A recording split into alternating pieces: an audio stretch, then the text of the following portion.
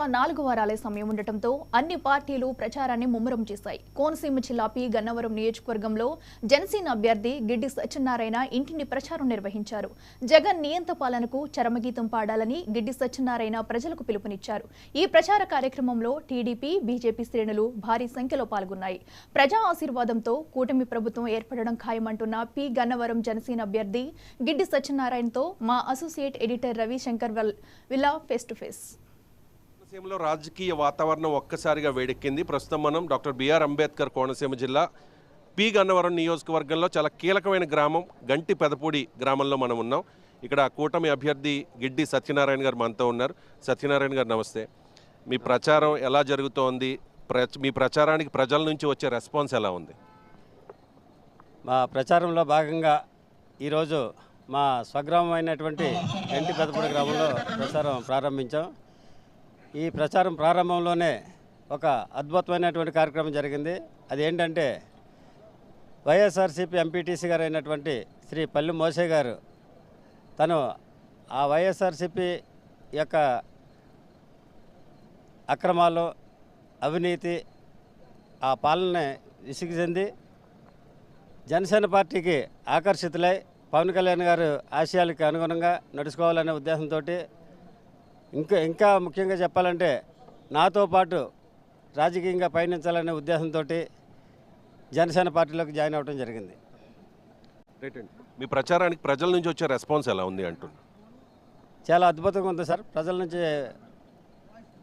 ఈరోజు ఈ గ్రామంలో చూస్తే తెలుస్తుంది, వేలాది మంది నాతో పాటు తరలి వచ్చి ఎంతో అద్భుతంగా ప్రచారం చేస్తున్నారు. కాబట్టి చాలా సంతోషంగా ఉంది.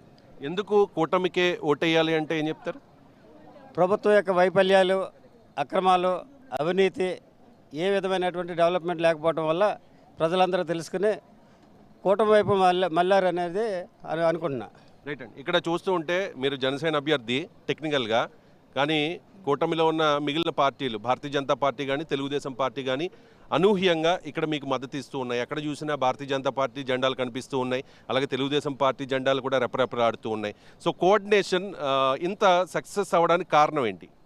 కోఆర్డినేషన్ సక్సెస్ అవ్వడానికి మెయిన్ కారణం ఏంటంటే మా అధినాయకులైనటువంటి పవన్ కళ్యాణ్ గారు, చంద్రబాబు నాయుడు గారు, అదేవిధంగా మోడీ గారు ఇచ్చినటువంటి సూచనల మేరకు కార్యకర్తలు, నాయకులు కూడా అందరూ తూచా తప్పకుండా పాటిస్తూ ఈ ప్రచారంలో భాగంగా ప్రయాణిస్తూ ఉన్నారు. రైట్ అండి. ఇప్పుడు ఈ 5 ఏళ్ల కాలంలో పి గన్నవరం నియోజకవర్గంలో గత MLA, YSR Congress party MLA, ఆయన అక్రమాలు లేకపోతే దోపిడీ ఇంకా చాలా ప్రస్తావిస్తూ ఉన్నారు మీ పార్టీ నాయకులు, ప్రతిపక్షాలు, బీజేపీ అండ్ తెలుగుదేశం పార్టీ నాయకులు కూడా. మీరు గెలిస్తే ఈ నియోజకవర్గాన్ని ఎలా అభివృద్ధి చేస్తారు అంటే? మొట్టమొదటిగా పి గన్నవరం నియోజకవర్గంలో ఉన్నటువంటి సమస్యలు ఏంటంటే డ్రైనేజ్ ప్రాబ్లం, త్రాగునీటి ప్రాబ్లం, అదేవిధంగా రోడ్లు అనేవి గన్నవరం నుండి అమలాపురం వెళ్ళే రోడ్డు చూస్తే చాలా అస్తవ్యస్తంగా ఉంది. డైలీ వేలాది మంది ప్రయాణించే ఆ ప్రాంతం చాలా దారుణంగా ఉంది. ఏ విధమైనటువంటి అభివృద్ధికి నోచుకున్నటువంటి ఈ జగన్మోహన్ రెడ్డి పరిపాలనలో జనాలందరూ చాలా ఇబ్బందికి గురై ఈ కూటమి వైపు మళ్ళారనేది నేను చెప్తున్నా. చాలామంది నాయకులు మీరు మిమ్మల్ని అనౌన్స్ చేసిన వెంటనే చాలామంది హర్షం వ్యక్తం చేశారు. గతంలో చంద్రబాబు నాయుడు గారు ఒకరి పేరు అనౌన్స్ చేసిన తర్వాత వచ్చిన వ్యతిరేకత అవ్వచ్చు, లేకపోతే తర్వాత జరిగిన పరిణామాలు అవ్వచ్చు. ఇప్పుడు చాలామంది పార్టీల నాయకులు, ఎస్పెషల్లీ వైఎస్ఆర్ కాంగ్రెస్ పార్టీ నాయకులు, ఇప్పుడు ఈ నాయకుడు ఎంపీటీసీ గారు మీ పార్టీలో జాయిన్ అయ్యారు.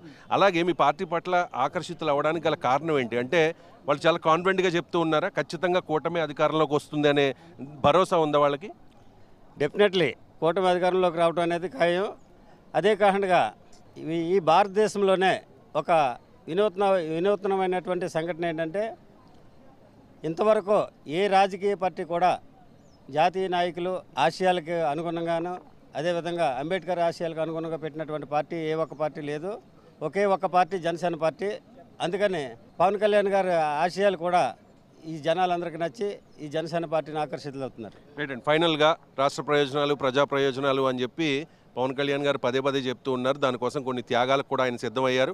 చాలామందితో మాటలు అనిపించుకుంటూ ఉన్నారు. నిన్న మొన్నటి వరకు పార్టీలో ఉన్నవాళ్ళు ఇప్పుడు పార్టీని వీడి వెళ్ళిపోతూ ఉన్నారు. దానికి చాలా కారణాలు ఉన్నాయి. వాళ్ళందరూ పవన్ కళ్యాణ్ గారి మీద చాలా ఆరోపణలు చేస్తూ ఉన్నారు. ఫర్ ఎగ్జాంపుల్ పక్క నియోజకవర్గం సెటిబత్తుల రాజబాబు అవ్వచ్చు, లేకపోతే ముమ్మడివరం నియోజకవర్గానికి సంబంధించి పితాని బాలకృష్ణ అవ్వచ్చు, ఇంకా చాలా మంది నాయకులు వెళ్ళిపోతూ ఉన్నారు.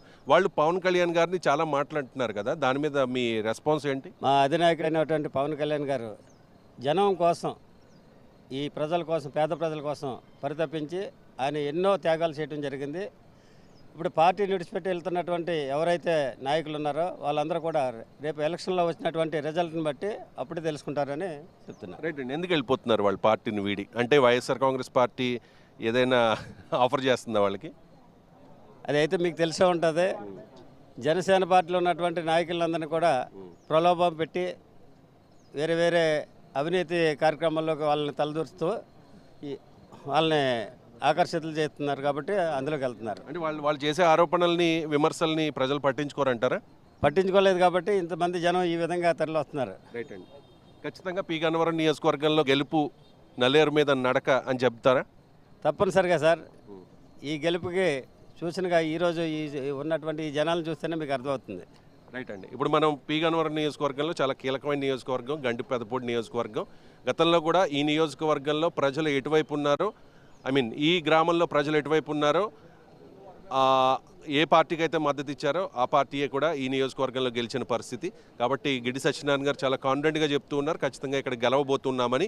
ఇక్కడ మాత్రమే గెలవడం కాదు, కూటమిది అధికారము. వచ్చే ప్రభుత్వంలో పవన్ కళ్యాణ్ కీలక పాత్ర పోషించబోతూ ఉన్నారు.